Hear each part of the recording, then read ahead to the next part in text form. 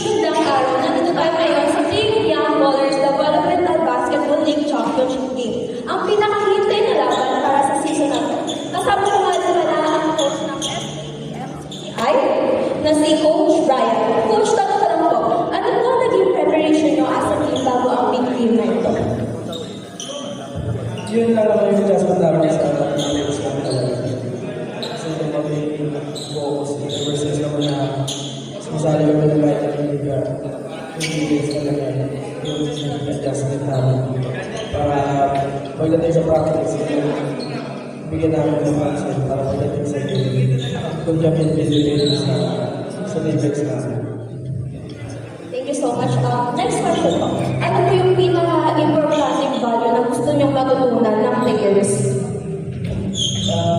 Sa akin naman kasi yung sa amin, actually lineup ko, puro 17 natin, we're preparing talaga for high school team kasi kami. Siyempre, goal namin kung walang pamaisanin.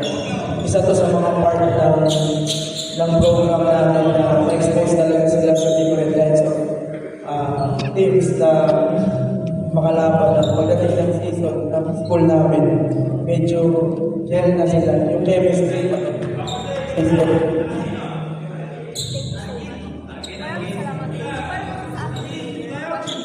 Sino ang naging biggest?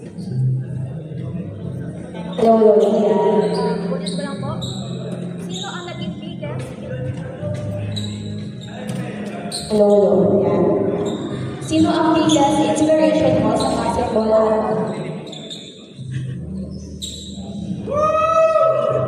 si Baba.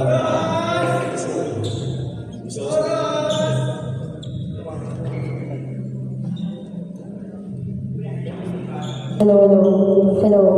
Yan. Next question. Ano ang mga ginagawa mo kapag hindi ka satisfied sa performance mo sa inyong gameplay? Nag-ayos na po. Pumunta ba ako sa school namin para